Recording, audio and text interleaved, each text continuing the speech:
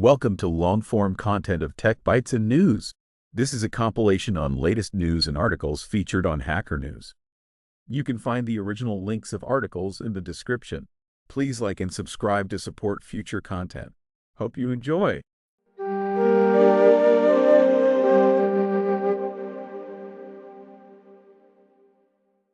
Welcome to Tech Bytes and News, your daily roundup of articles featured in Hacker News. Today we're diving deep into a fascinating blog post about simulating water over terrain in games. It's a surprisingly complex topic, but the author presents a really elegant solution. Let's get started. I'm eager to hear this. The title alone sounds challenging.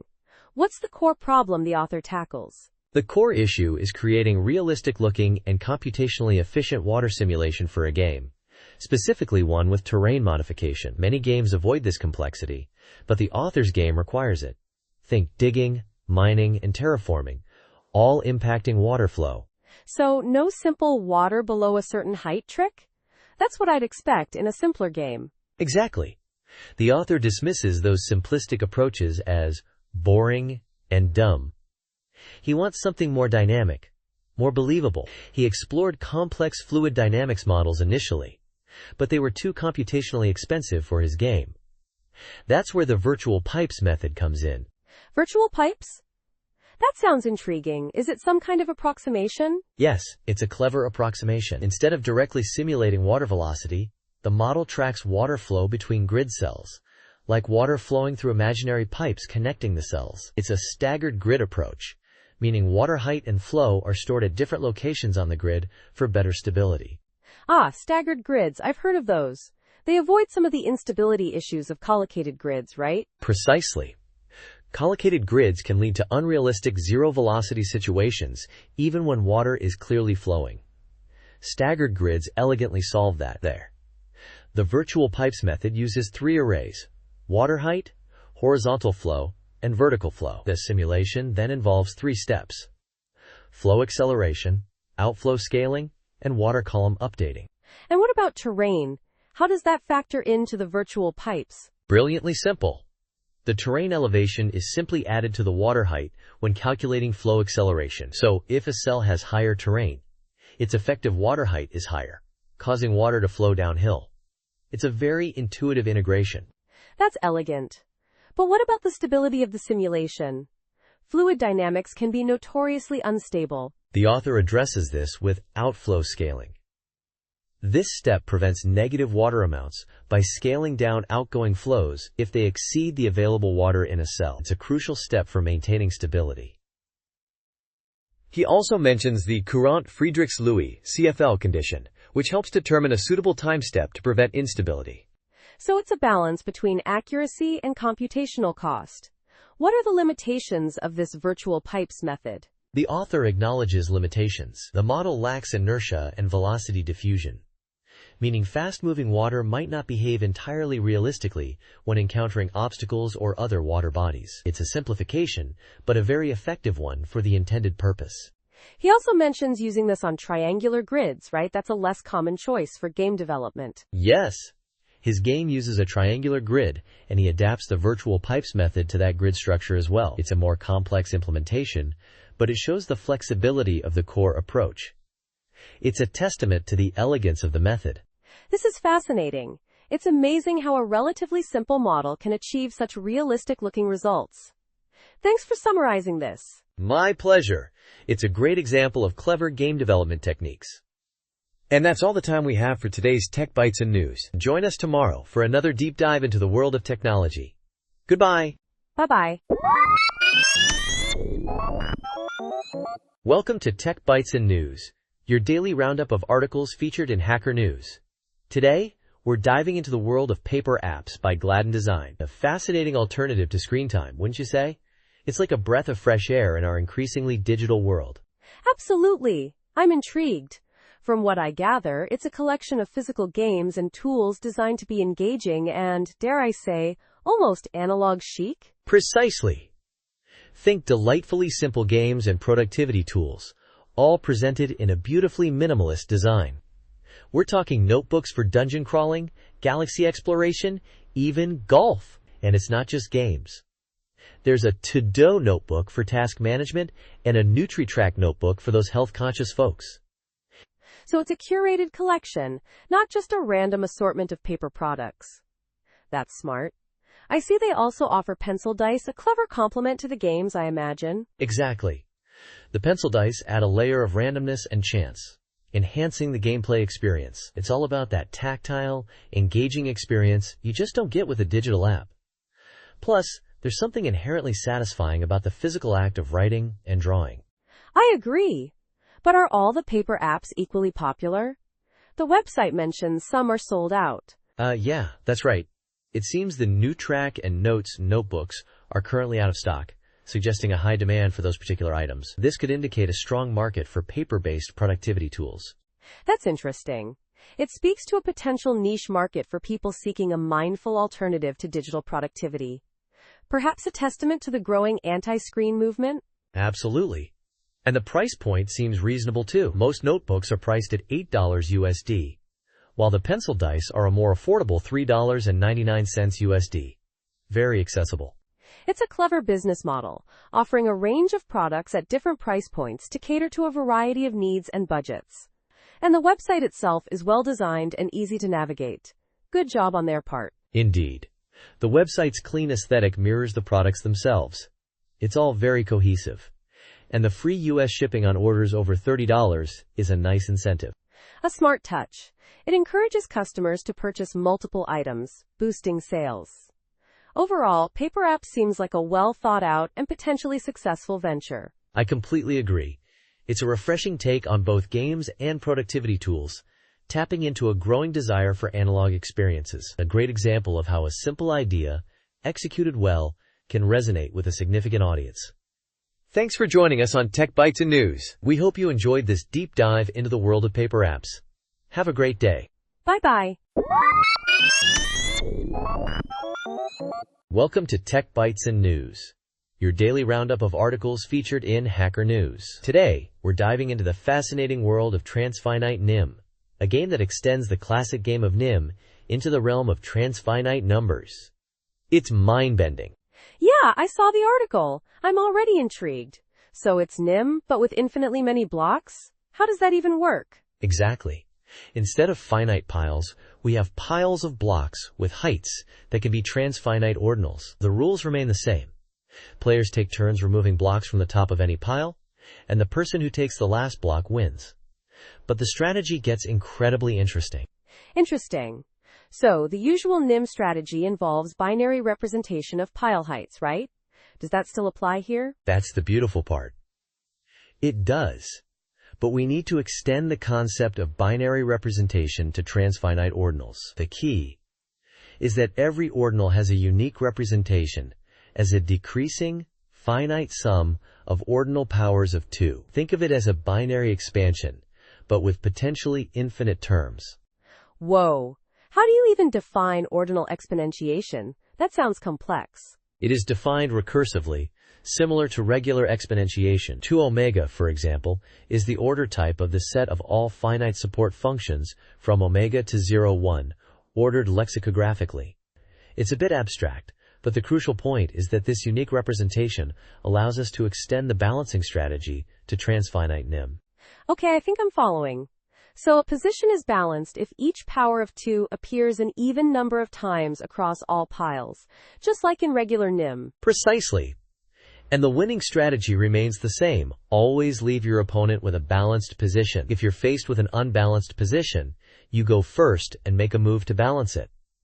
If it's already balanced, you go second and wait for your opponent to make a mistake. But how do you actually find the balancing move in the transfinite case? It seems much harder to visualize. You look for the largest unbalanced power of 2. Find a pile containing that power, and reduce the pile's height to balance the powers of 2. It's a bit like solving a puzzle, but the underlying logic is the same as in finite NIM. I see. So the article mentioned a challenge problem with piles of heights 1, 3, 5, 7, omega, omega plus 1. Was that balanced? No, that position was unbalanced. Several powers of 2 appeared an odd number of times. The winning move was to reduce the omega plus 1 pile to omega. This balances the position. leaving the opponent with no winning strategy. Amazing! So the same elegant strategy extends to infinity. That's quite something. Absolutely. It's a testament to the power of mathematical abstraction. Transfinite NIM shows how elegant mathematical concepts can extend far beyond their initial domains. It's a beautiful example of how mathematics can illuminate even the most seemingly bizarre games. I agree. This was a really insightful discussion. Thanks for explaining this complex topic so clearly. My pleasure. And thank you for listening to Tech Bytes and News. We hope you enjoyed this deep dive into the world of transfinite NIM. Have a great day, and we'll see you next time. Bye-bye. Welcome to Tech Bytes and News, your daily roundup of articles featured in Hacker News. Today, we're diving deep into a fascinating report. The U.S. government's first ever disclosure of its zero-day vulnerability handling process. 39 zero days disclosed in 2023? That's a big number, right? Wow! Absolutely. A huge step towards transparency, but also raises some serious questions. What's the context here? Why is this report so significant? It's significant because it sheds light on the government's Vulnerabilities Equities Process, or VEP. For years, the government has kept its zero-day handling practices shrouded in secrecy. This report, while limited, finally gives us some concrete numbers. 39 zero days disclosed. Think about that. Right, 39. But the report only covers disclosed vulnerabilities, right? It doesn't tell us how many zero days the government kept secret for its own use. That's a huge unknown. Exactly. That's the elephant in the room. The report doesn't reveal the total number of vulnerabilities reviewed, nor how many were kept secret for potential offensive operations. This lack of transparency is a major concern, especially considering the potential implications for national security. It's a bit frustrating. It is. And the fact that 10 of those disclosed vulnerabilities had previously been deemed too risky to disclose? That's unsettling. What changed their minds, or attempt? Was there a sudden increase in exploitation by other actors? That's a crucial point. The report doesn't explain the shift. The article suggests that if other parties were exploiting these vulnerabilities, that would be significant information for the public to assess the collision rate, the likelihood that different entities discover the same zero day. A high collision rate might increase the urgency to disclose. Interesting. So a higher collision rate could mean a greater risk of widespread exploitation, making disclosure more vital. It's all about risk assessment, and the report doesn't give us enough detail on how that assessment is made. Precisely. The article highlights the difficulty even software vendors face in accurately assessing risk. If vendors struggle, how can the government accurately gauge the risk posed by these vulnerabilities? It's a tough nut to crack. And the article mentions the potential impact of the Trump administration's plans to ramp up government hacking operations. That could significantly alter the balance between disclosure and exploitation. I see. Absolutely. The article quotes an expert who suggests that under a Trump administration, the default might shift from disclose unless there's a reason not to keep secret unless there's a reason to disclose. That's a chilling prospect. It is. The whole VEP process itself seems opaque. The article mentions that even the classified reports to Congress may not provide sufficient transparency for proper oversight. It's a mess. I see. It's a complex issue with significant implications for cybersecurity and national security. The lack of transparency is a serious problem. And this report, while a step forward, only scratches the surface. We need much more information to fully understand the government's zero-day handling practices. Agreed. This report highlights the need for greater transparency and accountability in the government's handling of zero-day vulnerabilities. The public deserves to know more about how these decisions are made and the risks involved. Absolutely. And that's all the time we have for today. Thanks for joining us on Tech Bytes and News. We hope you'll join us again tomorrow for more insightful discussions on the latest tech news. Goodbye. Bye-bye. Welcome to Tech Bytes and News, your daily roundup of articles featured in Hacker News. Today, we're diving into a fascinating job posting. Founding engineer at Row AI, a Y Combinator company.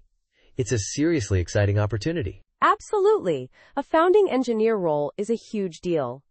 What immediately grabs your attention in this posting? Well, first off, the salary and equity are compelling. minus $100K to $200,000, plus 0.5% to 2% equity. That's a strong signal of their confidence and potential for growth. But beyond the compensation, it's the technology itself. They're building a next-generation data warehouse that handles unstructured data. Documents, web pages, images, the whole shebang. That's a massive challenge and a huge opportunity. Yeah, that multimodal aspect is key. Most data warehouses struggle with anything beyond structured data. This sounds like a real game changer. What are some of the specific technologies mentioned? They mention working on the core SQL engine, which is fundamental, but also multimodal AI data engines and a multimodal RAG system. That's cutting-edge stuff. They're not just storing data. They're building intelligence directly into the warehouse. Impressive. And the tech stack looks pretty robust. React, Redux, Next, JS on the front end, Django and Fast API on the back end. It seems like they're looking for someone who's a full-stack powerhouse, comfortable with both AI and traditional software engineering. Exactly. They also emphasize strong computer science fundamentals, data structures, algorithms, distributed systems, all crucial for building a scalable and performant data warehouse. Plus, experience with cloud platforms like AWS, GCP, and Azure is a must. It's a pretty comprehensive list of requirements. I see. One thing that struck me is their emphasis on impact over output. That's a refreshing change from some companies that prioritize just churning out features. It suggests a more thoughtful and strategic approach to development. I agree. It's a sign of a mature company culture, even at the startup stage. They're clearly focused on building something sustainable and valuable, not just something flashy. And the fact that they're backed by Gradient Ventures and Y Combinator, with Snowflake and LinkedIn executives involved, that's a serious pedigree. Absolutely. Those are some heavy hitters. It speaks volumes about the potential of Row AI. So, overall, this seems like a fantastic opportunity for the right engineer. A chance to be a founding member of a potentially huge company, working on cutting-edge technology with a strong team and backing. What do you think? I think it's a dream job for many ambitious engineers. The combination of the challenge, the compensation, and the backing makes it incredibly attractive. It's not just about building a data warehouse. It's about building the last data warehouse, as they boldly claim. That's a statement of intent. Indeed. A bold claim, but with the right team and technology, it might just be possible. Thanks for breaking down this exciting opportunity with us. It's definitely one to keep an eye on. My pleasure. And to our listeners, thanks for tuning in to Tech Bytes and News. We'll be back tomorrow with more exciting tech news. Have a great day. Bye-bye.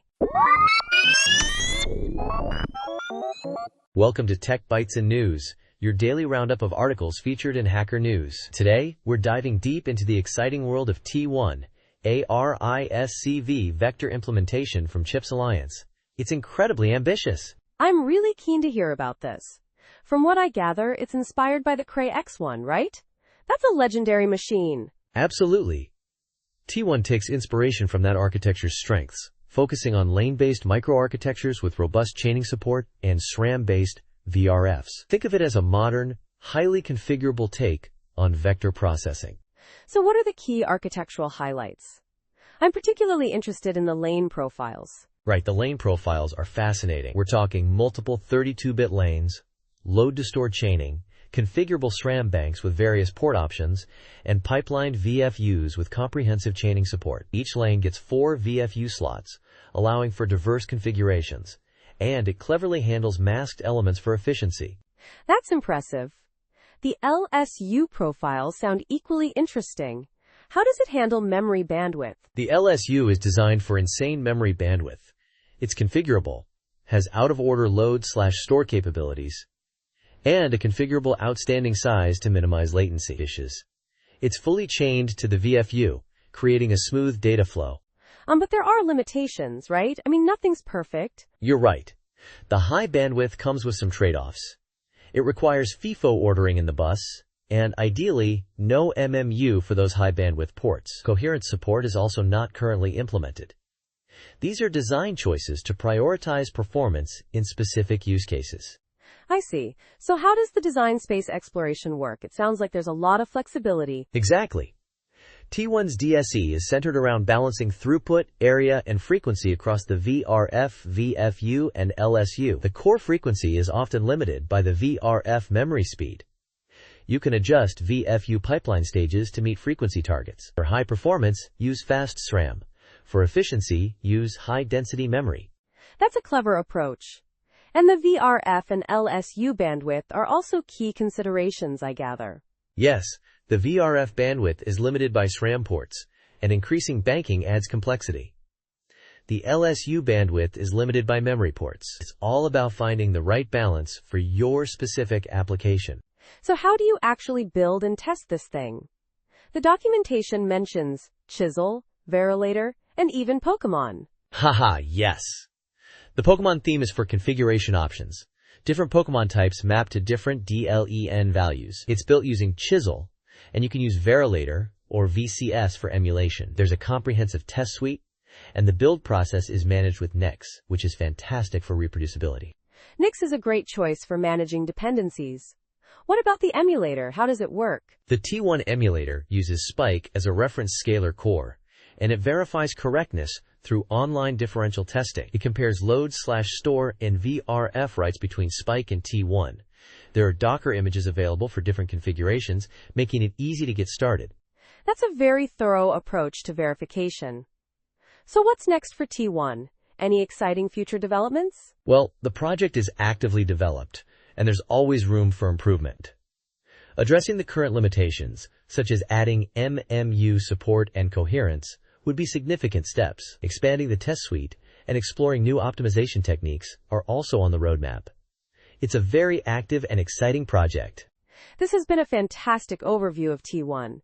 It's clear that a lot of thought and effort have gone into this project. Thanks for sharing your expertise. My pleasure. And thank you to our listeners for tuning in to Tech Bytes and News. We hope you found this discussion insightful. Have a great day, and we'll catch you next time. Bye-bye. Welcome to Tech Bytes and News, your daily roundup of articles featured in Hacker News. Today we're diving deep into the world of large language models and their game-changing impact on PDF processing. Specifically, we'll be discussing how Gemini Flash 2.0 is revolutionizing the way we ingest millions of PDFs. Right, exciting stuff. The article highlights a major bottleneck in many RAG systems, efficiently converting PDFs into machine-readable text. It seems like a simple task, but it's anything but, right? Exactly. Existing solutions, whether open source or proprietary, struggle with accuracy, scalability, or cost. Open source options like NVIDIA's NV Ingest require complex setups. Think Kubernetes clusters with multiple GPUs and still fall short on performance. Proprietary solutions are expensive, especially when you're dealing with hundreds of millions of pages, as the author mentions. So LLMs seemed like the obvious solution, but they've had their own issues, haven't they? The article mentions inconsistencies, particularly with GPT-4, leading to problems in production. Absolutely. GPT-4, for example, was prone to generating spurious artifacts and tables, making it unreliable. But Gemini Flash 2.0 is changing the game. The author's internal testing shows it achieves near-perfect OCR accuracy at a fraction of the cost of other solutions. That's a significant claim. The provided table comparing pages per dollar across various providers is quite compelling. Gemini Flash 2.0 significantly outperforms others, especially considering its cost-effectiveness. But how does it handle the complexities of table extraction? That's a crucial point. Table extraction is notoriously difficult. The article uses a subset of Reducto's starred table bench benchmark, which tests models on real-world challenges like poor scans and complex layouts. While Reducto's model slightly outperforms Gemini Flash 2.0 in accuracy, 0.9, 0 vs, 0.84, the differences are mostly minor formatting issues, not substantive inaccuracies. Most importantly, Gemini rarely misreads numerical values. I see. So the accuracy is high enough for practical use, even if not perfect. The article also talks about chunking, which is another critical step for RAG pipelines. How does Gemini handle that? Yes, chunking is essential for efficient retrieval. And again, Gemini Flash 2.0 shines. LLM-based chunking was previously too expensive. But Gemini's pricing makes it feasible to chunk massive datasets. The author mentions processing a 100+ million-page corpus for just $5,000, which is less than the monthly cost of several vector database hosts. They even combine chunking with markdown extraction, with seemingly no negative impact on extraction quality. That's impressive. But there's a trade-off, right? The article mentions the loss of bounding box information. That's a significant drawback, isn't it? You're right, that's a major limitation. Bounding boxes are crucial for linking extracted information back to its original location in the PDF, building user trust. The author expresses disappointment that Gemini struggles with generating accurate bounding boxes, suggesting a gap in its training data related to document layouts. However, they see this as a temporary problem, believing that with more document-specific training data, this could be easily addressed. So despite this limitation, the overall impact of Gemini Flash 2.0 is still transformative. The combination of efficient parsing, chunking, and, eventually, bounding box detection would essentially solve document ingestion for LLMs, making it much more accessible and efficient. Precisely. The author concludes by highlighting the elegance and economy of their indexing pipeline, promising to open source their work eventually. This is a huge step forward for the field. It's a testament to the rapid advancements in LLMs and their potential to revolutionize how we interact with and process information. Thanks for joining us on Tech Bytes and News. We hope you enjoyed this deep dive into the world of PDF processing and Gemini Flash 2.0. Goodbye. Bye-bye. Welcome to Tech Bytes and News, your daily roundup of articles featured in Hacker News. Today, we're diving deep into a fascinating article. Learn shader programming with Rick and Morty. It's all about creating animations using GLSL shaders and signed distance fields. Amazingly, with just 240 lines of code. Whoa, 240 lines? That's incredibly efficient. So how does this even work? Is it all about manipulating pixels directly? Exactly. The core is a color for pixel function. This function runs on the GPU for every single pixel, determining its color based on its position and time. It's like a tiny artist painting each pixel individually. Pretty cool, huh? That's mind-blowing. So it's not using pre-rendered images or external libraries? Just pure code? Pure, unadulterated code. They start with simple shapes like circles, defined using the length function for distance calculations. Then, they build up complexity by combining these shapes using signed distance fields, SDFs. Signed distance fields? What are those exactly? An SDF returns the distance from a point to the nearest point on the shape's boundary. It's positive outside, negative inside. This allows for clever combinations of shapes using functions like min, for unions, or other more complex operations. It's a really elegant approach. I see. So they use these SDFs to create more complex shapes like Rick's head, which is approximated using a rounded rectangle function, right? Precisely. And the article even shows how to create more intricate shapes like stars and Bezier curves using their respective SDF functions. It's all about finding the right mathematical representation for the desired shape. But how do they get the precise numbers for Rick's features? It must have been a lot of trial and error, right? You're right, it was. The author mentions spending a lot of time tweaking numbers. They even used a clever trick, overlaying the reference image of Rick on the preview to compare their drawing in real time. Talk about dedication. That's intense. So once they have the shapes, how do they add animation? The animation part is equally clever. They use several techniques. One is using the sin function with the time variable to create smooth, looping animations. They also use domain warping, which randomly offsets pixel locations to create wavy effects, like in Rick's hair. Domain warping? That sounds like some advanced stuff. And what about the teeth? How do they get those infinite teeth? That's where the mod function comes in. It's used to repeat the tooth shape horizontally, creating the illusion of infinite teeth. They then cleverly manipulate the A position to create a smile. Brilliant! Incredible! It's amazing how much they achieve with such a concise codebase. I'm curious, though, about the performance. Does this approach scale well to more complex animations? That's a great question. The author actually mentions that the code prioritizes readability over performance. There's definitely room for optimization, especially with more complex scenes. but the core concept is powerful and efficient. Definitely. This article is a fantastic introduction to shader programming and SDFs. It's inspiring to see what's possible with just a few lines of code. Absolutely. It's a testament to the power of shaders and the elegance of SDFs. And the Rick and Morty theme just makes it that much more fun. Thanks for joining us on Tech Bytes and News. We hope you enjoyed this deep dive into the world of shader programming. Have a great day, and we'll see you next time. Bye-bye. Welcome to Tech Bytes and News, your daily roundup of articles featured in Hacker News. Today, we're diving into a fascinating development in battery technology, aluminum-ion batteries. It's a game-changer, potentially surpassing lithium-ion in several key areas. Aluminum-ion batteries? That's exciting. I've heard whispers, but what's the real breakthrough here? The key is a novel, solid-state electrolyte. Instead of the flammable liquid electrolytes in Li-ion batteries, this uses a porous 3D structure of aluminum fluoride salt. Think of it like a rigid sponge. It absorbs and stabilizes the liquid electrolyte, preventing leaks and enhancing safety. So, a pinch of salt, literally, makes all the difference? That's incredibly clever. But how does this improve performance? Precisely. The improved conductivity leads to significantly longer lifespan.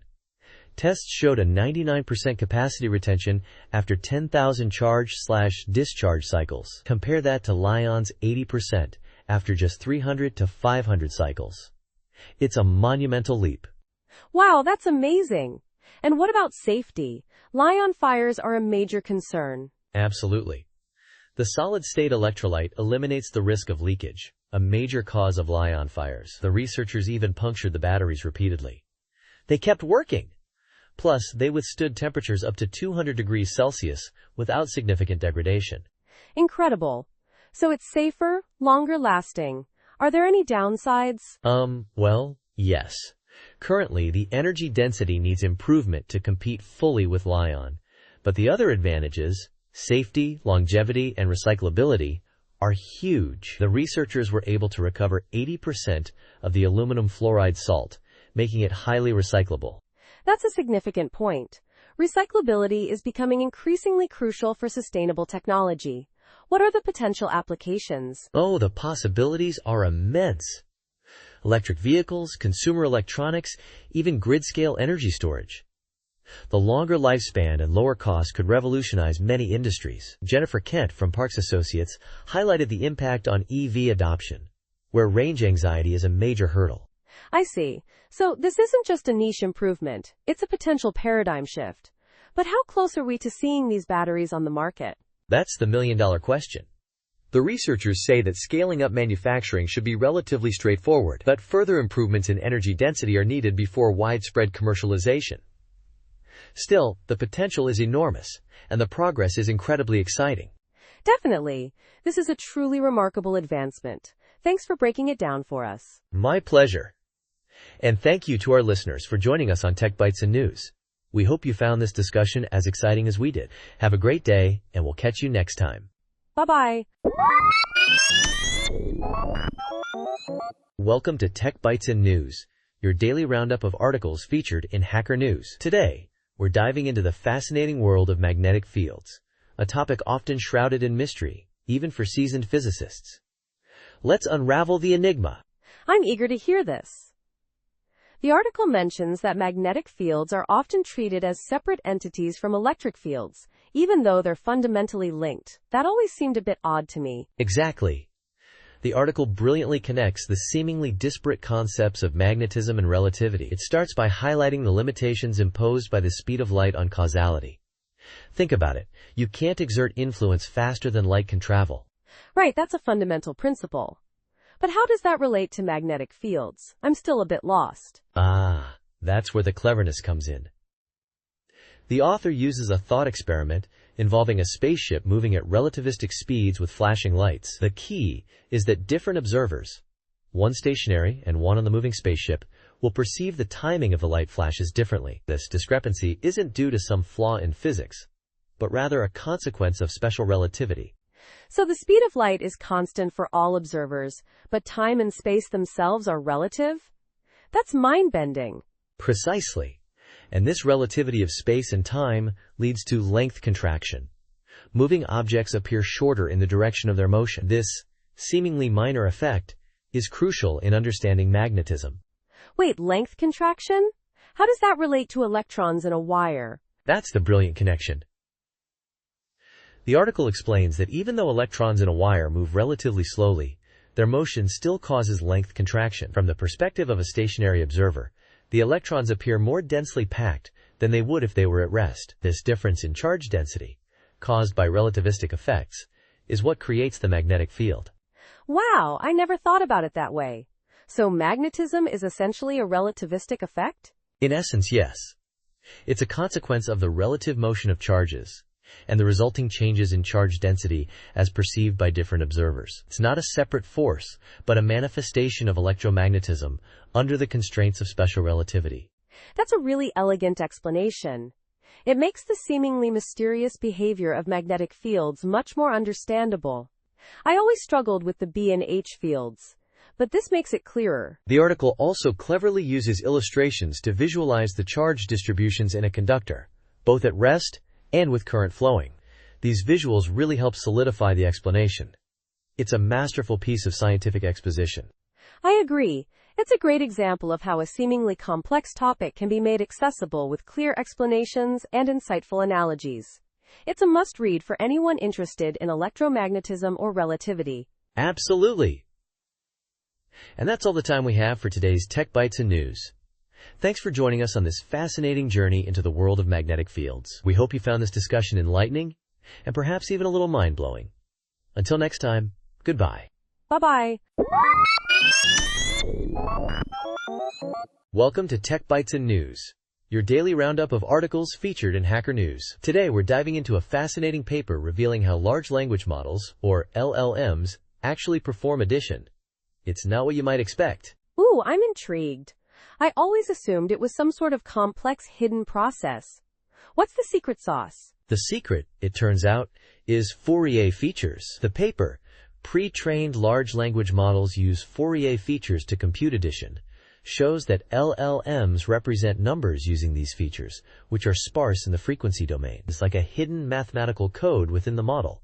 Sparse in the frequency domain? Could you explain that a bit more? I'm not a signal processing expert, you know? Sure. Think of it like this. Instead of representing a number directly, the LLM uses a bunch of different frequencies, kind of like musical notes. Only a few of these frequencies are turned on for any given number, making the representation efficient. High frequencies capture fine details, while low frequencies represent the overall magnitude. I see. So how do the different parts of the LLM use these Fourier features? That's where it gets really interesting. The MLP layers, which are essentially the model's number-crunching engines, mostly use the low-frequency features to approximate the magnitude of the sum. Think of it as getting a rough estimate of the answer. Got it. And the attention layers? The attention layers, which are more about relationships between different parts of the input, focus on the high-frequency features. They're essentially figuring out the finer details, like whether the sum is even or odd, a kind of modular arithmetic. That's a really elegant division of labor. But what about pre-training? The paper mentions that's crucial. Absolutely. The key finding is that pre-training is essential for this Fourier feature mechanism to work effectively. Models trained from scratch to add numbers only use the low-frequency features, resulting in much lower accuracy. It's like they're missing the fine-grained details. So pre-training somehow teaches the model to use these high-frequency features for modular arithmetic? That's a pretty significant finding. It suggests that the way these models are trained fundamentally shapes their ability to perform even basic arithmetic. Exactly. Adding pre-trained token embeddings to a randomly initialized model dramatically improves performance, proving that the right kind of pre-trained representations are key. It's a testament to the power of pre-training in unlocking complex capabilities within these transformer networks. This is fascinating.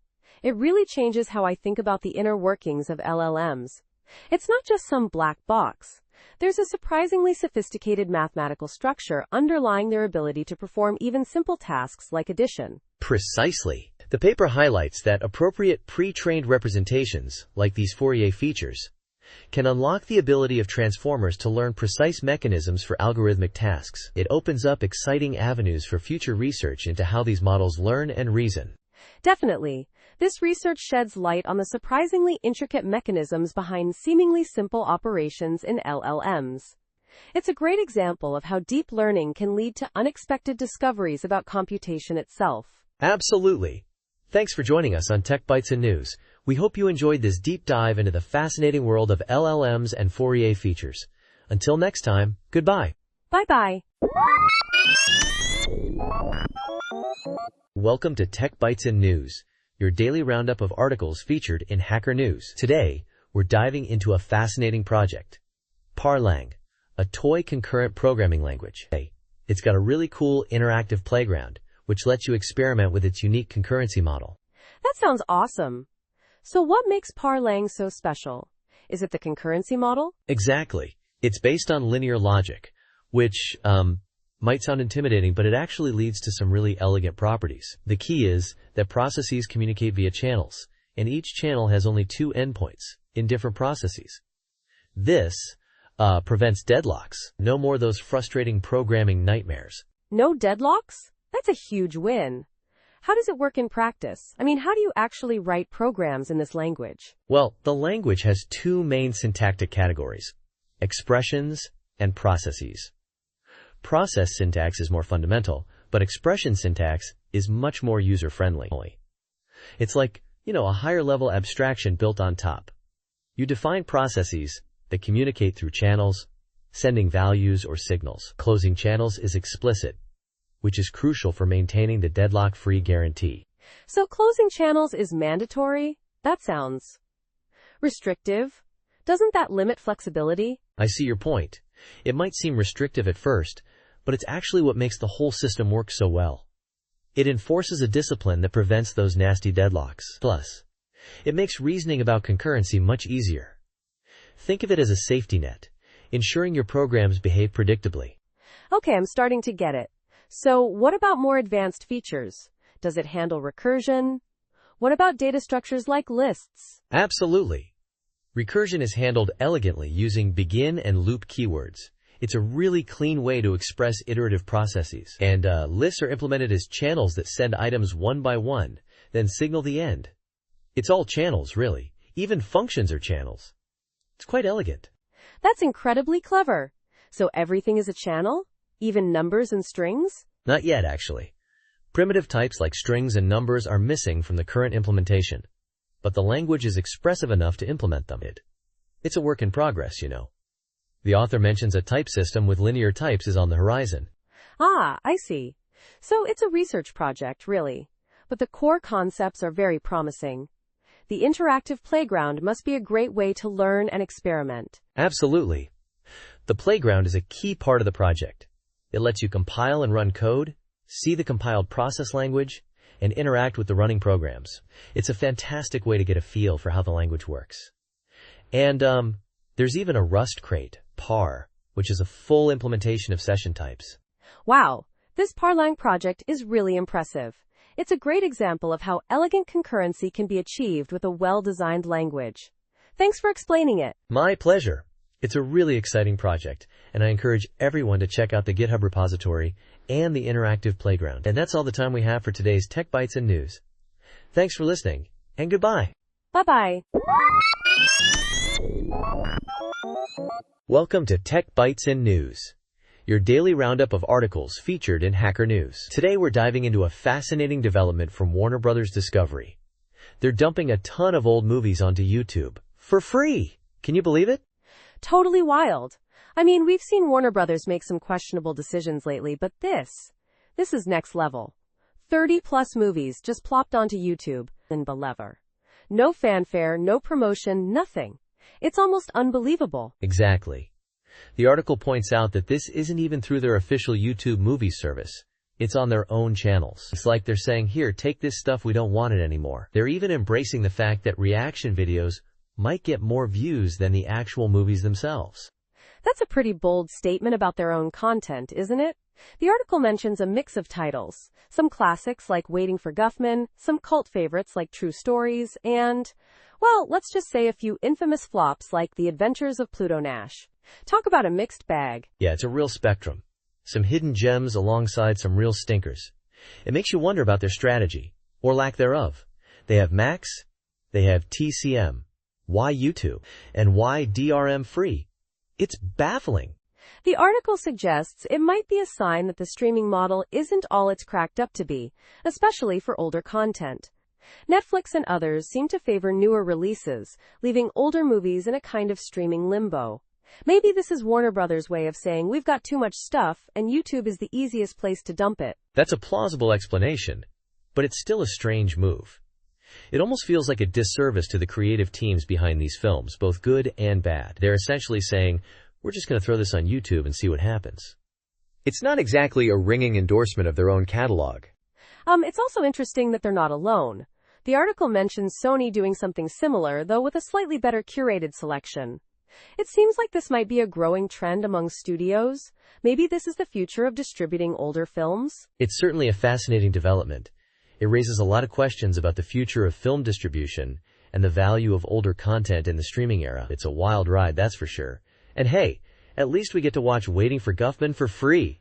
Absolutely. And it highlights the ever-evolving landscape of media consumption. Thanks for joining us on Tech Bytes and News. Thanks for listening, everyone. Join us next time for more tech news and analysis. Goodbye. Bye-bye.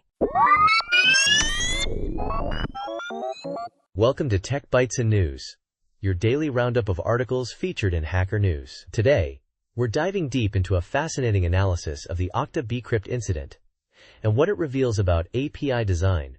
The core issue, a vulnerability stemming from how long usernames were handled in conjunction with bcrypt's hashing limitations. It's a wild ride. Right. I'm eager to hear this.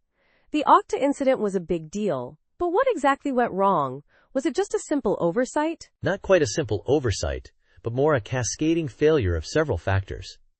The problem stemmed from concatenating user IDs, usernames, and passwords before bcrypt hashing. Bcrypt has a 72-character limit. If the combined string exceeded that, characters were silently truncated, leading to a weakened hash. Imagine the implications. So longer usernames essentially made passwords easier to guess? Because part of the password was ignored? Precisely. A username exceeding 52 characters rendered the password effectively irrelevant. Even shorter usernames significantly reduced the brute force effort needed to crack the hash. The author, N0RDY, highlights this with the example of Albus Percival Wulfric Brian Dumbledore. A rather long email address. Yikes. That's alarming. So the core problem wasn't bcrypt itself, but how Okta implemented it. A lack of input validation? Exactly. The bcrypt algorithm itself has a known 72-character limit. The issue was the lack of input validation in Okta's API. A simple length check could have prevented this entire debacle. And Zero Reedy's blog post meticulously tests several popular libraries in different languages: Go, Java, JavaScript, Python, and Rust, to demonstrate this point. It's a compelling case study. And what did those tests reveal? Did any of the libraries handle the input validation correctly? The Go implementation, and a specific Java library by Patrick Favre, included built-in input validation, throwing errors for inputs exceeding the 72-character limit. However, other widely used libraries, like Spring Security's bcrypt implementation and the popular JavaScript bcrypt.js library, lacked this crucial check. They silently truncated the input, mirroring Okta's flawed approach. A concerning trend. So the problem wasn't unique to Okta. It's a widespread issue in how bcrypt is implemented in various libraries. That's a serious vulnerability. Absolutely. Then Zero Shirty's analysis highlights the importance of robust input validation, especially in security-sensitive contexts. The blog post even delves into the history of the bcrypt implementation in OpenBSD, tracing the truncation behavior back decades. It's a reminder that even long-standing practices need revisiting and improvement. A fascinating historical perspective. So what are the key takeaways for API designers? What should they learn from this? Several key lessons emerge. First, don't let users use your API incorrectly. Explicitly reject invalid input. Second, be predictable. Avoid surprising behavior. Third, no ego. Acknowledge limitations and be open to feedback. Fourth, be helpful. Design APIs that guide users towards correct usage, especially in security-sensitive areas. And finally, be brave. Don't be afraid to deviate from established but flawed practices. And, of course, reiterate. Regularly review and update your API design. It's a powerful message. This isn't just about Bcrypt, it's about responsible API design in general. Thanks for breaking this down for us. My pleasure. And remember, listeners, stay tuned to Tech Bytes and News for more insightful discussions on the latest tech trends. Have a great day, and goodbye. Bye-bye. Welcome to Tech Bytes and News, your daily roundup of articles featured in Hacker News. Today, we're diving into the concept of minimum effective dose, a fascinating idea explored in a recent blog post. It's all about achieving significant results with minimal effort. A truly powerful concept, wouldn't you say? Absolutely. The blog post uses the author's personal experiences, recovering from a root canal, building exercise habits, and even maintaining a daily drawing practice to illustrate this principle. It's a really relatable approach. Exactly. The author, recovering from a root canal, started with minimal exercise to avoid overtaxing their immune system. This highlights the importance of understanding your current limitations, right? Precisely. It's about finding that sweet spot, the minimum effective dose, where you're challenging yourself without burning out. It's not about intensity, but consistency. The author even mentions only reading 8 minutes a day, which, surprisingly, led to reading 12 to 24 books a year. That's incredible. It completely flips the script on the all-or-nothing mentality. The author's journey with exercise is another great example. Years of failed attempts at intense workouts were replaced by simply walking for 15 minutes. A small step, but a crucial one. I see, interesting. And the author's daily drawing practice, even if it's just an ugly sketch, reinforces this idea. It's about consistency, not perfection. It's the act of doing it, not the quality of the output, that matters in the beginning. It's a powerful message, especially in our often overwhelming lives.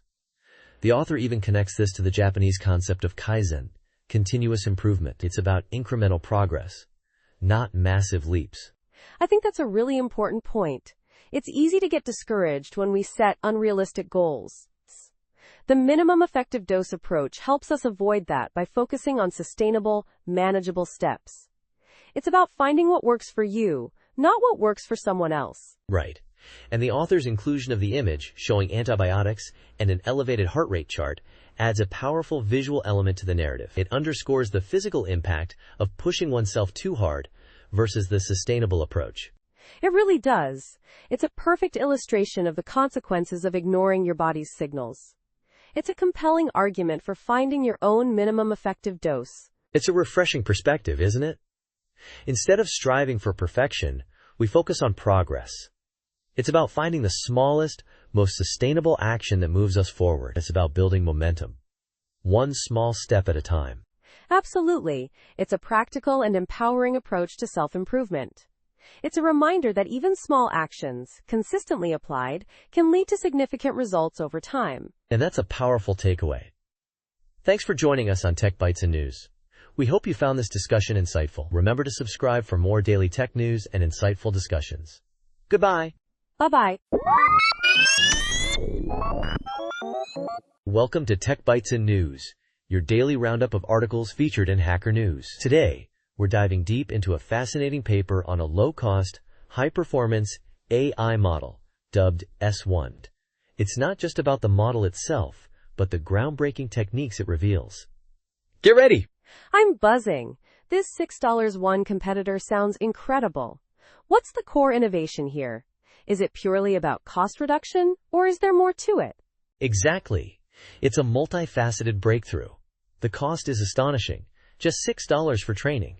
But the real story lies in the methods. They achieved near state-of-the-art performance using a surprisingly small model and a tiny dataset, only 1,000 examples. Unbelievable. 1,000 examples? That's mind-boggling. How did they manage such data frugality? And what about the performance? How does it compare to R1? That's where the weight trick comes in. Remember, inference time scaling is all about letting the model think longer before answering. OpenAI and others have shown this. but S1 reveals the mechanism. They force the model to keep thinking by replacing the tag with "wait," prompting it to second-guess and refine its response. It's brilliantly simple, yet incredibly effective. It's almost like a hack, but a very clever one. Performance-wise, it's just below state-of-the-art, but crucially, it runs on a standard laptop. So it's not just about the final answer, but the process of arriving at it? This wait technique sounds remarkably similar to the Entropix approach, doesn't it? Is there a connection? Absolutely. The author points out a strong parallel with Entropix, which uses entropy and variance of logits to control token selection. Both methods manipulate the model's internal state to encourage more deliberation and refinement. It's a fascinating convergence of ideas. It makes you wonder if this wait technique is a more fundamental principle underlying these advanced models. It's almost like a form of controlled introspection, forcing the model to examine its own reasoning process. And the low cost opens up a whole new world of experimentation, right? The author mentions extensive ablation studies. Precisely. The low cost allows for numerous experiments, testing small variations in the training process to pinpoint what works best. They even measured which training examples provided the most signal, optimizing for maximum impact with minimal data. This systematic approach is a key takeaway. It's not just about brilliant guesses, but meticulous experimentation. It's a refreshing contrast to the image of massive, expensive training runs. This challenges the narrative of AI development requiring massive resources. It suggests that clever techniques and focused experimentation can yield remarkable results with far less compute. But what about the ethical implications? The author mentions distilling, the unauthorized distillation of models. Yes, a crucial point. The S1 dataset itself is a distillation of another model, QN 2.5. This raises concerns about the potential for unauthorized model replication. With only 1,000 examples needed, it becomes incredibly difficult to prevent or detect this kind of distilling. The author suggests that releasing models as agents, rather than directly, might become a trend to mitigate this risk. So the future of AI model release might involve more controlled access, perhaps through agents rather than direct API access. This is a significant shift in how we think about model distribution and security. Overall, this S1 paper is a game changer, isn't it? It's not just about a new model, but a new paradigm for AI development. Absolutely. S1 showcases the incredible pace of open AI development. The potential, considering the resources available to larger companies, is truly mind-blowing. And it's only February. We're likely to see some truly remarkable advancements this year. Thanks for joining us on Tech Bytes and News. Have a great day. Bye-bye.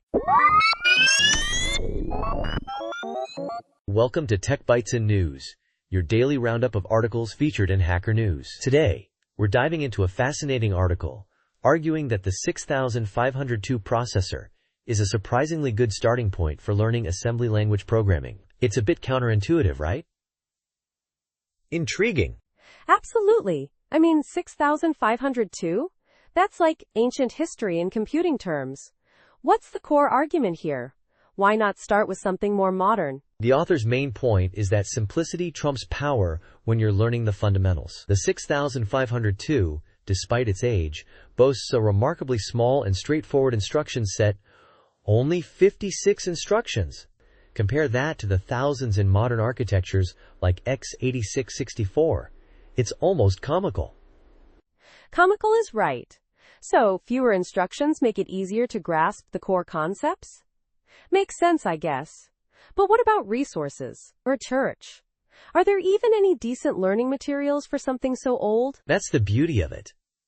The 6502 has a surprisingly vibrant community and tons of readily available resources. Websites like 6502.org are treasure troves of information, books, emulators, the works. Even a handy little JavaScript-based assembler and simulator exists online, allowing you to code and test directly in your browser. Amazing! Wow, that's unexpectedly convenient. But the article also mentions some counter-arguments, right? People suggesting other starting points? Oh yeah, some folks advocate for imaginary CPUs designed specifically for teaching. But the author argues those lack the real-world context and community support the 6502 offers. Others suggest other retro CPUs like the Z80 or 68000, which are indeed more powerful, but also more complex. And then there are the modern RISC architectures like ARM or RISC-V. Those are powerful, but they're overkill for beginners. Right, overkill. The article mentions the complexity of loading a simple constant into a register on ARM64 can take 4 instructions, compared to a trivial single instruction on the 6502. That's a huge difference for someone just starting out. That's a really compelling point. Exactly. The 6502's simplicity lets you focus on the fundamental concepts, registers, memory addressing, instruction types, without getting bogged down in the intricacies of a massive instruction set. It's like learning to ride a bicycle on a tricycle first. You master the basics, then you can graduate to something more complex. Clever analogy, huh? Yeah, I see. Interesting. So, the author isn't saying the 6502 is the best CPU for everything, just a great starting point for learning assembly programming. It's about building a solid foundation. Makes perfect sense. Precisely. It's about understanding the core principles before tackling the complexities of modern architectures, and the accessibility of resources for the 6502 makes it a surprisingly strong contender. Plus, there's a certain charm to working with a piece of computing history. It's like building a computer from scratch, but easier. I'm sold. I might just give the 6502 a try. Thanks for breaking this down. It's a really interesting perspective. My pleasure. And that's all the time we have for today's Tech Bytes and News. Thanks for listening, and we'll see you next time. Goodbye. Bye-bye. Welcome to Tech Bytes and News, your daily roundup of articles featured in Hacker News. Today, we're diving into a fascinating article from Thoughtbot about when not to refactor. It's a surprisingly insightful piece, and I think we'll all learn something. Let's jump right in. I'm eager to hear this. Refactoring is such a core part of software development. Knowing when not to do it is just as crucial, right? So, what are the key takeaways? Absolutely. The article outlines 6 compelling reasons to hold off on refactoring. First, it emphasizes that not every code change is refactoring. Often, we mistake bug fixes or adjustments for refactoring. We need to clearly distinguish between these activities. It's about proper categorization, not just the act of changing code. I see. So, a proper refactor is about improving the structure without changing functionality, not fixing bugs or adapting to external changes. That's a crucial distinction. Exactly. The second point is about avoiding premature generalization. Don't force abstractions if they don't cleanly fit all cases. The article uses a great example with animal noises. Trying to over-abstract leads to more complex, less readable code. Sometimes, simple is better. Yeah, I've definitely been guilty of that. Over-engineering for the sake of elegance. The third point is about avoiding multiple simultaneous refactors, right? Tackle one at a time for better control and reduced risk. Precisely. It's about iterative improvements, committing and testing after each small change. Trying to do too much at once increases the chance of errors and makes debugging a nightmare. Small, incremental steps are key. Makes perfect sense. What about the fourth reason? Something about code that's unlikely to change? Yes. Refactoring code that's stable and unlikely to change is a waste of effort. Focus your energy on areas that are actively evolving and prone to future modifications. It's about prioritizing your refactoring efforts strategically. Prioritize the parts that matter most. That's a really practical point. And what about the fifth and sixth points? I'm guessing they relate to testing. You're sharp. The fifth reason is the absence of tests. Refactoring without comprehensive tests is risky. You're essentially changing behavior without a safety net. The article even has a funny exchange illustrating this. I refactored login. No, you didn't. Hilarious, but it highlights a critical point. Haha, I love that. So write tests first. And the sixth reason? The sixth and final reason is when refactoring reveals unforeseen complexities. If you uncover something you don't understand, it's okay to pause. You've already made progress, and you can always revisit it later when you have more context. It's about knowing when to stop and regroup. That's a great point. It's about managing risk and knowing your limits. So in essence, the article advocates for strategic, well-planned refactoring, not just random code cleanup. Precisely. And ironically, by being more selective about when to refactor, you'll likely end up refactoring more effectively and efficiently in the long run. Thanks for joining us on Tech Bytes and News. We hope you found this discussion insightful. Have a great day. Bye-bye. Welcome to Tech Bytes and News, your daily roundup of articles featured in Hacker News. Today, we're diving into a fascinating archaeological discovery. 52 Egyptian mummies, over a dozen of which had golden tongues. Can you believe it? Whoa, golden tongues? That's incredible. What's the story behind this unusual find? Right. So archaeologists unearthed these mummies in Oxyrhynchus, near modern-day Al-Bahnasa. They date back to the Ptolemaic era, between 305 BC and 30 BC. The really mind-blowing part is that these weren't just any mummies. Over a dozen had gold amulets replacing their tongues. Amazing! What's the significance of the golden tongues? Was it purely decorative, or is there a deeper meaning? That's the big question, isn't it? The prevailing theory is that ancient Egyptians believed these golden tongues would help the deceased speak in the afterlife. It's a pretty compelling idea, right? It's not just the tongues either. They also found other golden artifacts, like golden fingernails, which were also believed to offer afterlife protection. So it was all about ensuring a smooth transition to the next world? That's fascinating. And what about the other artifacts found in the tombs? Oh, there was a treasure trove of stuff. Ritual texts, colorful inscriptions and artwork, scarabs, amulets representing deities, canopic jars, the whole shebang. They even found 4 fully intact limestone sarcophagi. It was a truly remarkable discovery. It sounds like it. And how many mummies were there in total? A total of 52 mummies were found, all dating back to the Ptolemaic era. They were found in a communal burial, arranged in 3 burial chambers within a larger tomb. This suggests a close-knit community, perhaps a family or clan. That's incredible. I wonder what other secrets these tombs hold. This discovery is a testament to the richness and complexity of ancient Egyptian culture. I'm curious though, how rare are these kinds of discoveries nowadays? That's a great point. Finding gold in ancient tombs is becoming increasingly rare due to centuries of looting.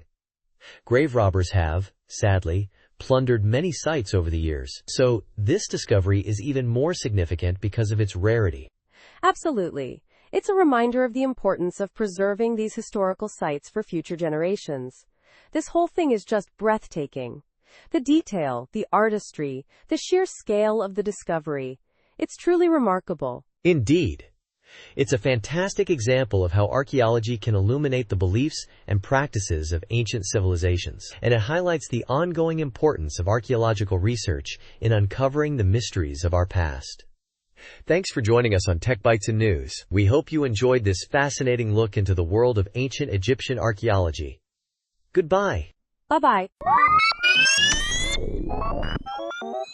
Welcome to Tech Bytes and News, your daily roundup of articles featured in Hacker News. Today we're diving into a fascinating piece from Slow Boring titled, Public Services Are for Users, Not Providers. It's a really insightful look at the challenges facing public service delivery, especially in the context of political polarization. Intriguing, right? Absolutely. The title itself is provocative. It immediately sets up a potential conflict between the needs of service providers and the people they serve. So what's the core argument? The core argument centers around the idea that public services, like schools or police departments, should prioritize the needs of their users, the students, the citizens, above the desires of the workforce or any specific ideological agenda. It's a powerful statement, especially given the current political climate. Right. The article uses the Trump administration's attacks on the civil service as a backdrop, highlighting how undermining the civil service weakens the government's ability to deliver services. But it goes beyond that, doesn't it? Exactly. It argues that even within progressive circles, there's a tendency to prioritize the interests of service providers, particularly when those providers share similar political leanings. The author uses the example of teachers' unions and education reform. It's a complex issue. I see. So the author suggests that Democrats, in their efforts to maintain coalition unity, sometimes prioritize the concerns of unions over the needs of students. This, in turn, has led to a decline in public trust in the Democratic Party's handling of education. A risky strategy, wouldn't you say? Absolutely. The author contends that this reluctance to risk intra-coalition tension hinders effective governance. It's a compelling argument, especially given the author's personal experience as a parent of a public school student. The article highlights the importance of striking a balance, acknowledging the value of unions while ensuring that the ultimate focus remains on improving the services provided to the public. It's a nuanced point. The author acknowledges the positive aspects of teachers' unions, their mass membership, accountable leadership, and active engagement, but still emphasizes the need to prioritize the users of the service. It's a delicate balancing act. Precisely. The article isn't advocating for a war on unions, but rather a recalibration of priorities. It's a call for a more pragmatic approach to governance, one that prioritizes outcomes over maintaining perfect internal harmony. A challenging but necessary conversation, I think. Absolutely. It's a reminder that effective governance requires difficult choices and a willingness to address potential conflicts within coalitions. A really thought-provoking piece. Indeed. And that's a wrap for today's Tech Bytes and News. Thanks for joining us. We hope you found this discussion as insightful as we did. Have a great day. Bye-bye. Welcome to Tech Bytes and News, your daily roundup of articles featured in Hacker News. Today, we're diving deep into a fascinating article about the surprisingly inconsistent landscape of cross-platform OS APIs for timers. It's a real head-scratcher, isn't it? Absolutely. I mean, you'd think something as fundamental as timers would have a standardized approach across operating systems. What's the core problem the author highlights? Precisely. The author points out the lack of a single, sane, and universally supported API for creating and managing timers across different Unix-like systems. Each OS seems to have its own quirky way of doing it, making cross-platform development a real challenge. So instead of one elegant solution, we get a messy patchwork? What are some of the examples the author gives? Exactly. The article meticulously explores various approaches. On Windows, it's relatively straightforward with settimer and its associated callback or message handling. But then, the Unix world explodes into a multitude of options. POSIX offers timer create and timer set time. But the author strongly criticizes this approach because it relies on signals, which are notoriously difficult to manage reliably in complex applications. Signals don't compose well with other OS primitives. They're affected by the signal mask, and writing robust signal handlers is a nightmare. Oh, I see. So signals are the main culprit for the complexity? That makes sense. What are some of the alternatives then? Yeah, the signal-based approach is a major pain point.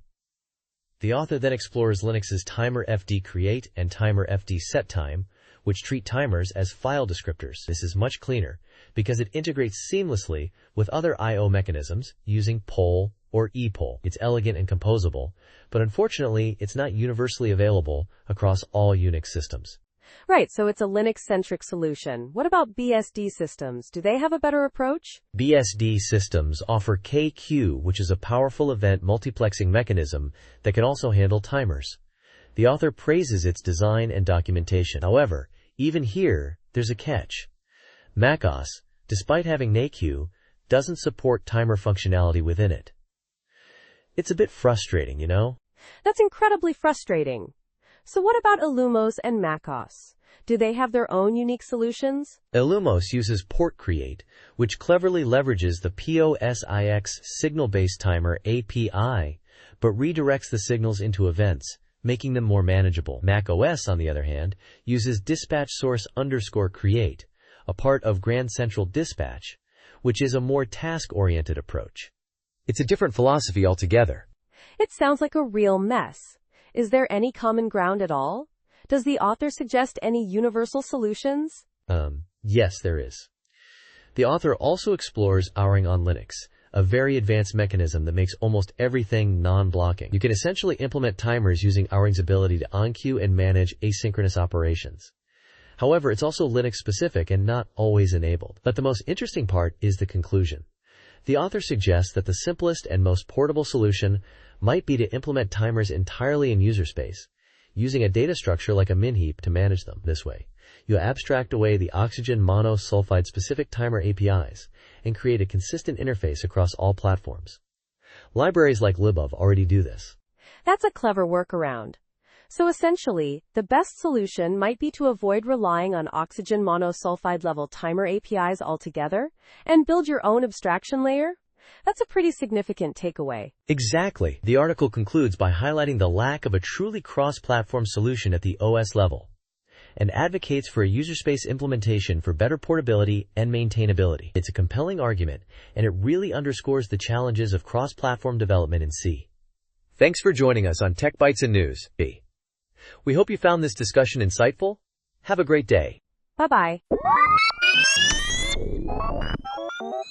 Welcome to Tech Bytes and News, your daily roundup of articles featured in Hacker News. Today, we're diving into MarkSmith, a GitHub-style Markdown editor built for Ruby on Rails.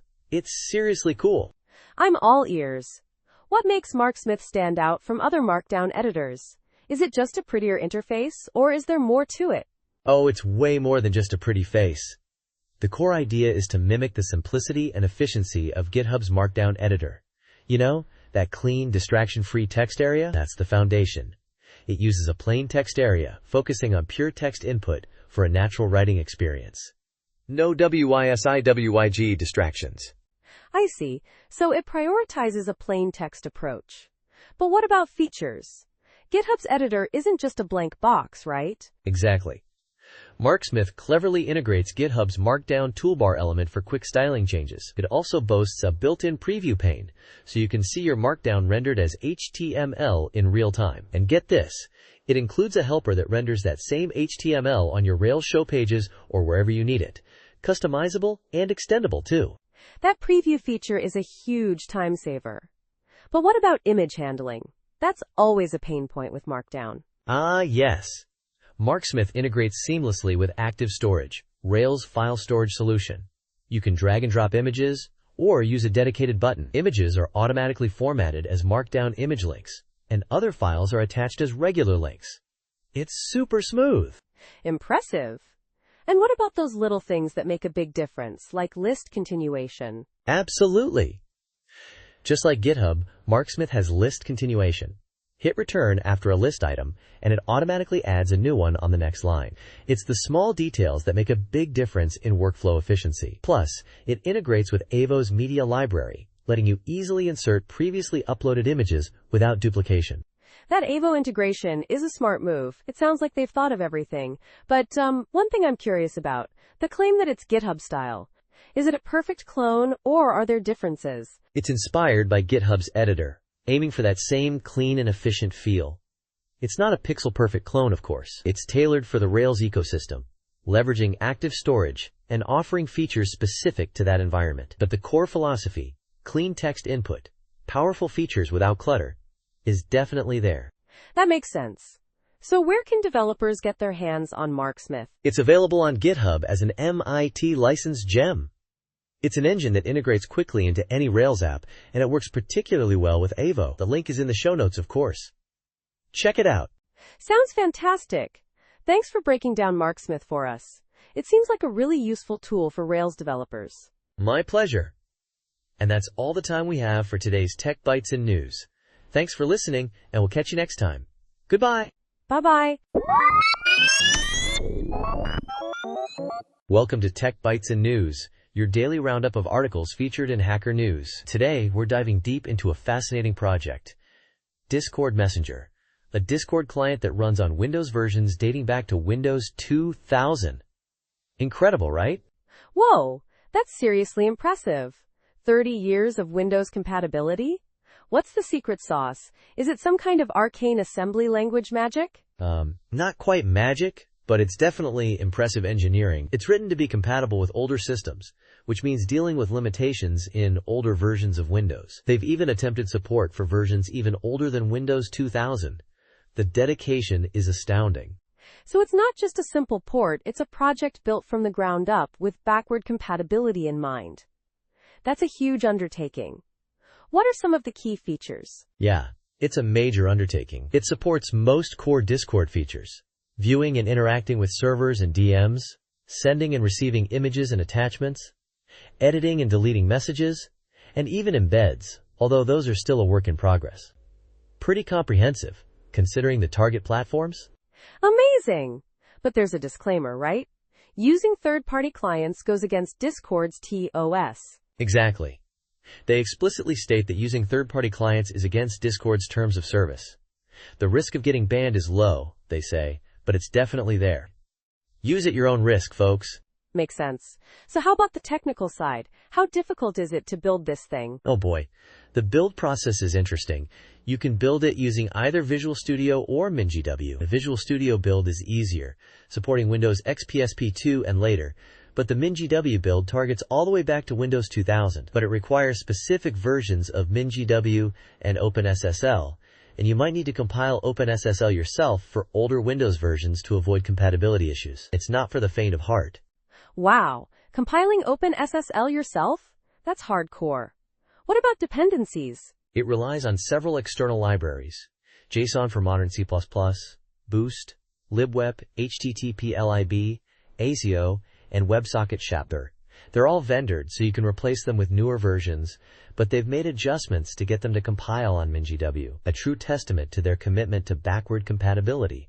I see. So it's a labor of love, a testament to the power of open source, and a deep dive into the intricacies of older Windows systems. Fascinating stuff. Are there any planned features? Oh, absolutely. They have a whole list of planned features, including a friends list, dark mode, asynchronous HTTP library, and voice channel support. Lots of exciting things on the horizon. This is truly remarkable. A Discord client that works on systems from 3 decades ago. It's a fascinating project that showcases both the ingenuity of the developers and the enduring legacy of older Windows versions. I'm impressed. Absolutely. It's a great example of how dedicated developers can push the boundaries of compatibility. And remember, folks, this is beta software, so expect some bugs. But if you're interested in a bit of retro computing in Discord, this is definitely worth checking out. Thanks for joining us on Tech Bytes and News. Have a great day. Bye-bye. Welcome to Tech Bytes and News, your daily roundup of articles featured in Hacker News. Today, we're diving into the increasingly relevant topic of outrage fatigue, a phenomenon explored in a recent Scientific American podcast. It's a fascinating discussion, and I think you'll find it both insightful and, dare I say, a little bit cathartic. Outrage fatigue? Sounds like something we all experience in this hyper-connected world. I'm already intrigued. What's the core argument of this podcast?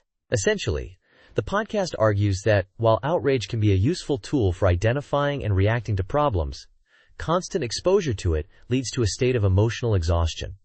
Outrage fatigue. It's not just about feeling bad. It's about becoming numb and apathetic, which is incredibly dangerous. I see. So it's not about suppressing outrage entirely, but managing its impact? That's a nuanced point. What are some of the key factors contributing to this fatigue? Absolutely. The podcast highlights several key factors. One is the current political polarization. We're living in a particularly divisive time, and social media, unfortunately, amplifies this division. The algorithms prioritize inflammatory content, creating a feedback loop of outrage. That makes perfect sense. It's like the internet's version of a never-ending shouting match. And what about the research mentioned? What did it reveal about the role of outrage in misinformation? A study by William Brady found that outrage actually boosts the spread of misinformation. It's more engaging, emotionally charged, and therefore more likely to be shared and amplified online. This leads to a withdrawal from public discourse, which is a serious problem. So the very thing designed to alert us to problems actually contributes to their obfuscation. That's a pretty alarming finding. What solutions does the podcast offer? The podcast suggests several strategies. One is mindful media consumption, limiting exposure to constant streams of outrage-inducing news. It's not about ignoring problems, but about managing the intensity of exposure. Another key suggestion is to engage in local politics and community initiatives. This allows for more direct and impactful action. That's a really smart suggestion. Focusing on local issues seems far more manageable and less overwhelming than trying to tackle global problems all at once. What about recovering from outrage burnout? Is there advice on that? Yeah, the podcast touches on that. Pulling back from media consumption, unfollowing accounts that consistently trigger outrage, and engaging in self-care activities like spending time in nature are all recommended. It's about resetting your emotional state and regaining a sense of control. It sounds like a holistic approach is needed. Managing information intake, engaging in constructive action, and prioritizing self-care. It's not a quick fix, but a sustainable strategy. I think this is a really important discussion, especially given the current climate. Absolutely. And that's why we wanted to share this podcast with you. It's a call to action, but also a reminder that we need to prioritize our mental and emotional well-being in the face of constant negativity. Remember to check out the full podcast and article on scientificamerican.com for more in-depth information. Thanks for bringing this to our attention. A very insightful and timely discussion. You're welcome. Thanks for listening to Tech Bytes and News. We'll see you next time. Bye-bye. Welcome to Tech Bytes and News, your daily roundup of articles featured in Hacker News. Today we're diving deep into Jan Miksovsky's blog, a fascinating exploration of web development, the origami programming language, and some truly unique personal projects. Let's get started. I'm eager to hear this. His blog posts seem incredibly diverse.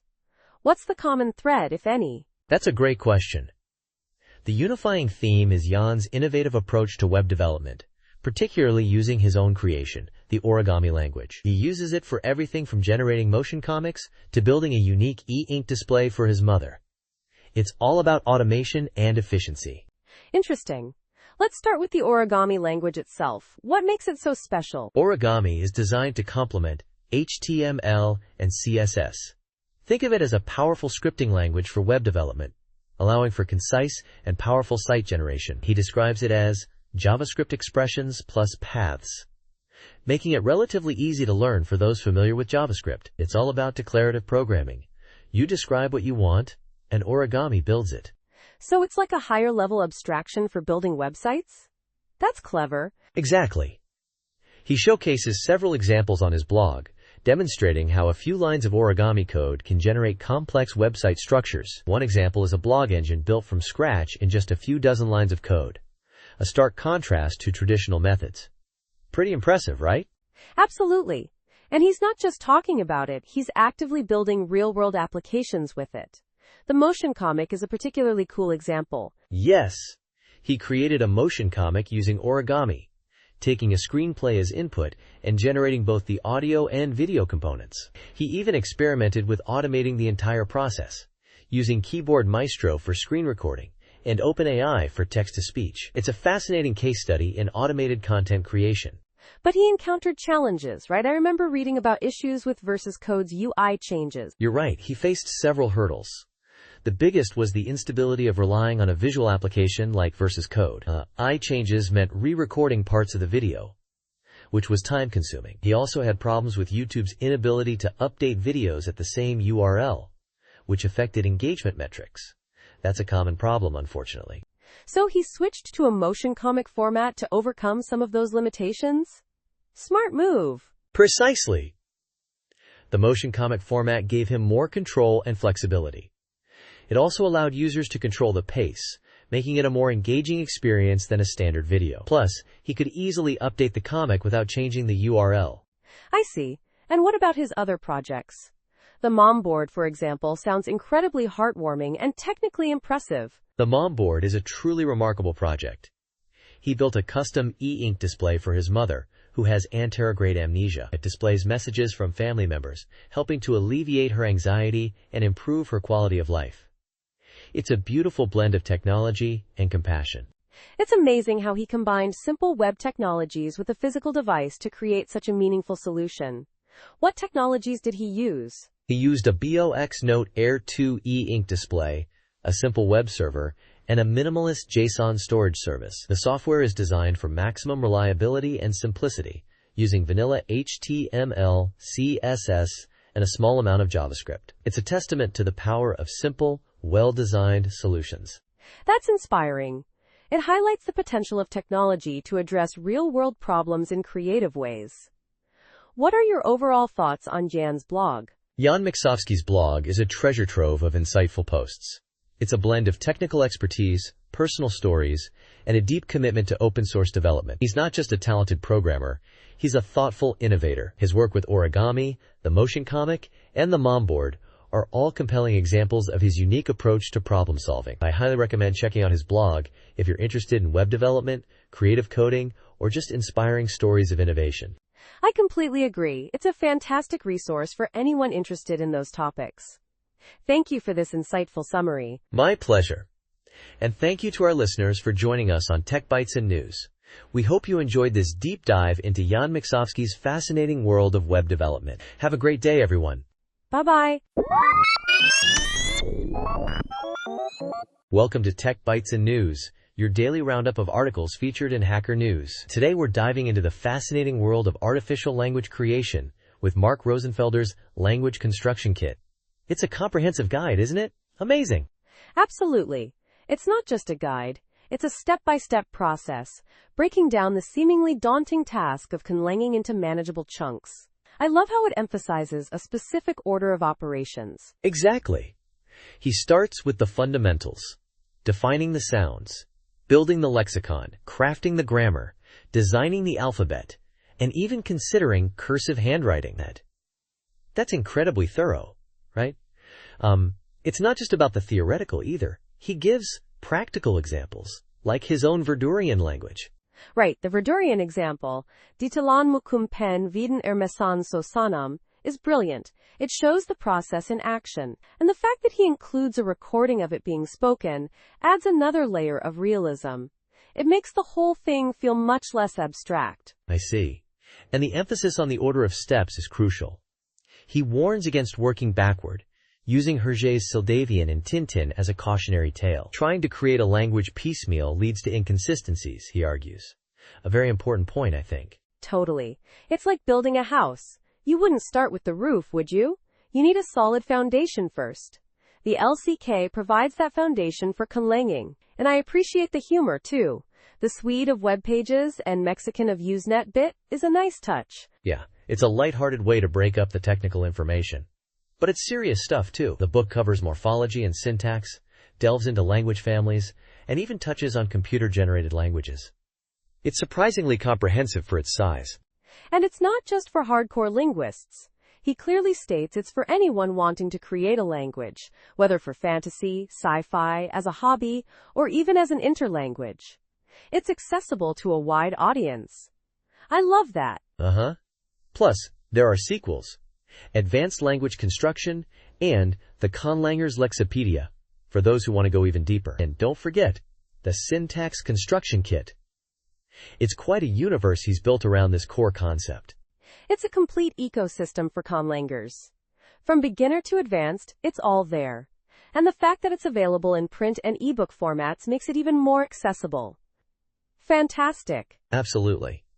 So listeners, if you've ever dreamed of creating your own language, Mark Rosenfelder's Language Construction Kit is the perfect place to start. It's a fun, informative, and surprisingly practical guide to a fascinating subject. Thanks for joining us on Tech Bytes and News. Goodbye. Bye-bye. Welcome to Tech Bytes and News, your daily roundup of articles featured in Hacker News. Today, we're diving into a fascinating retrospective on software development, looking at how one developer's opinions have evolved over a decade. It's a really insightful piece, and I think it'll resonate with a lot of listeners. Let's get started. I'm eager to hear this. 10 years is a significant chunk of time in the ever-evolving world of software. What are some of the key shifts in perspective this developer highlights? Absolutely. One of the most striking changes is his view on simplicity. Initially, he seemed to assume simplicity was inherent, but now he emphasizes that it requires constant effort. It's not a given. It's a goal you actively pursue. That's a powerful realization. I see. Interesting. So it's not just about writing clean code initially, but maintaining that cleanliness over time? That makes a lot of sense, especially as projects grow and evolve. Exactly. And he also changed his mind on complexity. He used to maybe take pride in wrestling with complex systems. But now he sees managing complexity as something to avoid, something that should be actively tackled and reduced. A big shift in mindset there. That's a mature perspective. It's easy to get caught up in the technical challenge, but ultimately simpler solutions are usually better. What about his views on specific technologies? Did those change much? Oh, absolutely. He's had a complete turnaround on Java, for example. He now sees its boring nature as a strength, especially in team environments with varying experience levels. The predictability and stability are valuable assets. He also completely reversed his opinion on DynamoDB, initially praising it, but later concluding it's unsuitable for general application development. That's a common sentiment, I think, with NoSQL databases. They're great for specific use cases, but often fall short when you need the structure and consistency of a relational database. What about his thoughts on methodologies and approaches? He now strongly advocates for extensive planning before writing any code, emphasizing that most of the programming work should be done upfront in design and planning. He also highlights the importance of good management, something he previously undervalued. He even says that front-end development is a nightmare, a stark contrast to his earlier views. Quite a change. That's a significant shift. It speaks to the growing recognition of the importance of upfront design and planning, and the crucial role of effective management in software projects. What about some of the opinions he's developed over the years? He now believes that engineering is primarily about communication, which is a really important point. He also stresses the importance of giving junior developers space to learn and make mistakes. He's become a strong proponent of gradual, dependently typed languages, seeing them as the future. And he's developed a strong aversion to ORMs, preferring to write SQL directly. He's even gone so far as to say that you literally cannot add too many comments to test code. That's a bold statement. I can see the value in thorough commenting for testability, but I'm not sure I'd go that far. It's a matter of balance, I think. What are some of the opinions he hasn't changed? He remains unconvinced about the value of code coverage and still thinks that people who obsess over code style are a bit eccentric. He's also a staunch defender of monoliths, arguing that microservices often aren't justified. He maintains that most projects don't need to scale, and that a large percentage of project managers are, frankly, unnecessary. A pretty strong opinion there. It's interesting to see such consistent viewpoints amidst so much change. It shows that some core beliefs remain steadfast, even with years of experience. This retrospective offers a valuable perspective on the evolution of a developer's thinking. It's a reminder that our understanding of software development is constantly evolving. And that's okay. Absolutely. It's a great reminder that continuous learning and adaptation are key to success in this field. And that's all the time we have for today's Tech Bytes and News. Thanks for listening, and we'll catch you next time. Goodbye. Bye-bye. Welcome to Tech Bytes and News, your daily roundup of articles featured in Hacker News. Today, we're diving into the fascinating world of 1930s cameras, an era of incredible change, even amidst the Great Depression. Imagine. Right. The Depression, yet photographic innovation exploded. What were some of the key shifts in camera design during this period? Well, wood became a thing of the past, except for cheaper models. Think chrome plating replacing nickel, a real upgrade in terms of aesthetics and durability. And the materials, oh my. We see the rise of bakelite and aluminum, and increasingly, die-cast metal bodies. So a move towards more modern, mass-producible materials. Interesting. What about camera types? Did any new styles emerge? Absolutely. The 35mm miniature cameras, using daylight loading 135 cartridges, started appearing and quickly gained popularity. Think of it as the precursor to the modern point-and-shoot. Also, the twin-lens reflex TLR camera matured. And, get this, the first single-lens reflex, SLR, the Exacta VP, was born. Wow, the Exacta VP, a real game-changer. And what about the iconic Leica? The Leica, yes. It came into its own, adopting the 135 cartridge and setting a style trend. That satin chrome-plated top housing and black body, a classic look that still influences designs today. It's amazing how influential that design was. It's incredible how these designs have endured. You mentioned a shift in manufacturing. Where were these cameras primarily being made? A big shift indeed. Germany became the center for high-quality cameras, although mass-market cameras were produced worldwide. It's a testament to German engineering, I think. But there were many other countries involved in the production of these cameras. So a combination of high-end German engineering and mass-market production elsewhere.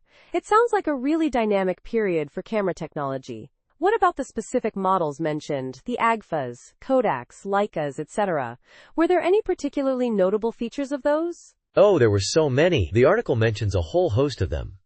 Agfa Billy Clack, Argus A and C, Kodak Brownies, Rolleiflex, Zeiss Iconta, each with its own unique characteristics. Many were simple box cameras, but others were more sophisticated, reflecting the technological advancements of the time. The article even mentions that many cameras were essentially light-tight boxes with third-party lenses and shutters attached. The lenses and shutters were the most complex parts to manufacture correctly. That's fascinating. So it wasn't just about the camera body itself, but also the quality of the components. It sounds like a period of experimentation and innovation, pushing the boundaries of what was possible. A truly exciting time for photography. Precisely.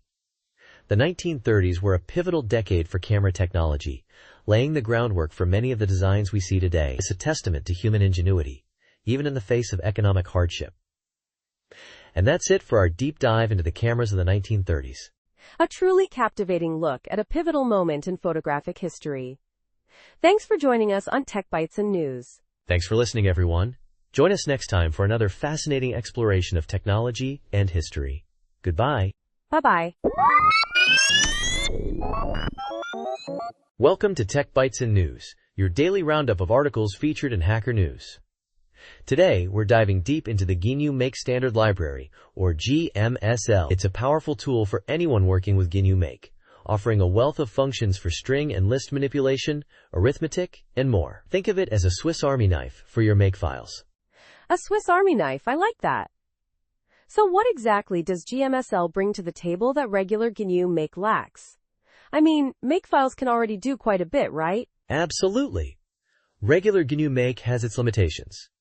GMSL extends its capabilities significantly. It provides built-in functions for tasks that would otherwise require complex and error-prone custom Make code. We're talking about robust list and string manipulation, integer arithmetic, even associative arrays and stacks, all implemented using native GNU Make, ensuring seamless integration. Associative arrays in Make? That's pretty advanced. How does that work exactly?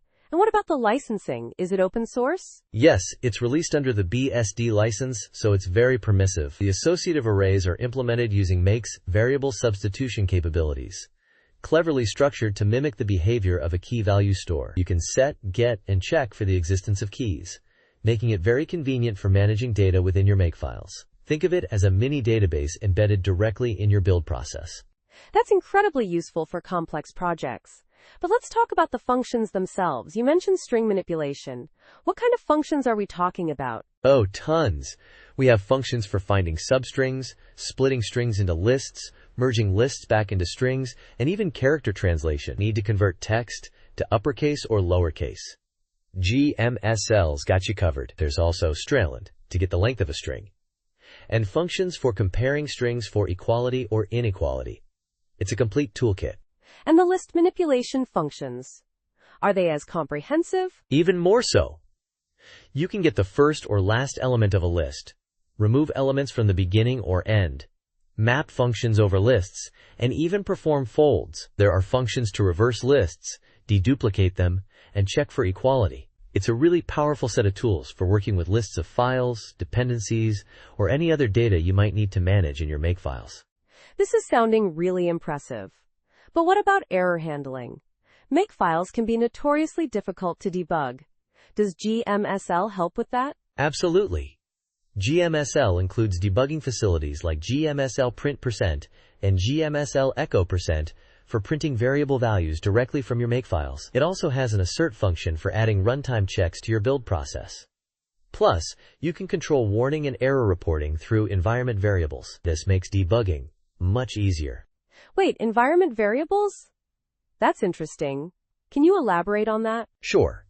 GMSL uses environment variables like GMSLNOWARNINGS and GMSLNOERRORS to control its behavior. Setting GMSL_trace enables detailed tracing of function calls, which is invaluable for debugging complex Makefiles. It's a very flexible system. Okay, I see. One thing I'm curious about is the integer arithmetic. How does that work, given that Make isn't exactly known for its numerical prowess? That's a great question. GMSL represents integers using a clever encoding scheme. A number is represented by a string of X characters. The functions then operate on these encoded strings. There are two sets of functions. One that works directly with integers, slower, and another that works with the encoded representation, faster. It's a trade-off between readability and performance. So it's optimized for speed when dealing with many calculations. That makes sense. What about the versioning? How do I ensure I'm using a compatible version? GMSL provides a GMSL_compatible function to check for compatibility against a specified version. It's a simple way to ensure that your makefiles are using a version of the library that meets your requirements. This is crucial for maintainability. This is all incredibly useful information.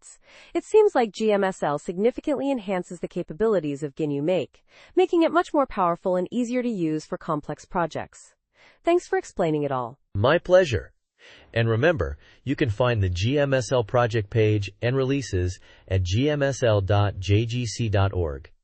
Thanks for tuning in to Tech Bytes and News. Have a great day and happy making. Bye-bye.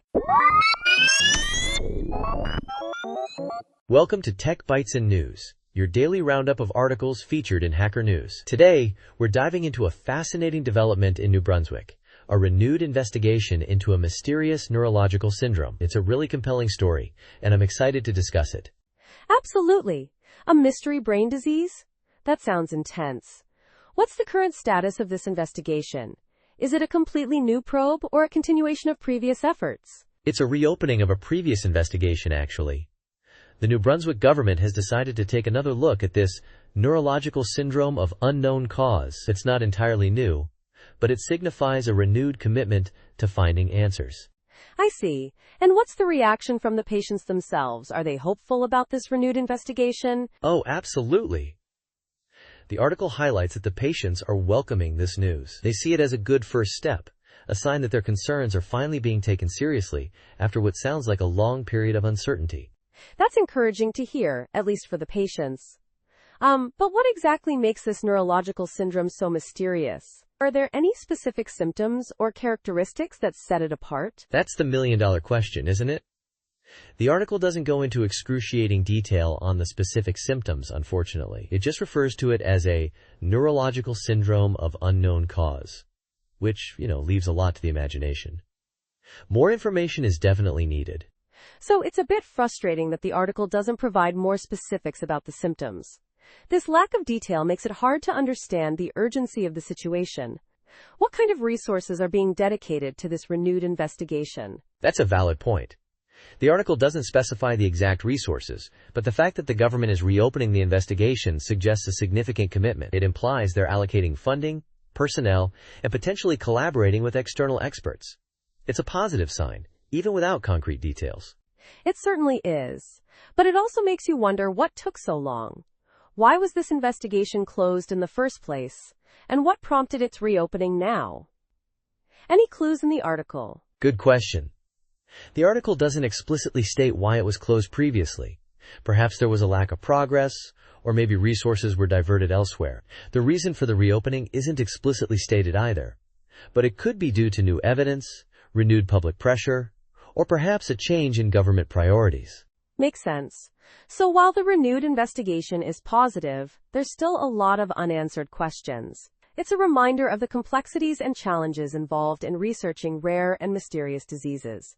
It's a long road ahead, but hopefully this is a step in the right direction. Precisely. It's a testament to the importance of perseverance in medical research, especially when dealing with such enigmatic conditions. We'll keep our ears to the ground for further updates on this story. Thanks for joining us on Tech Bytes and News. We hope you enjoyed this discussion. Have a great day. Bye-bye.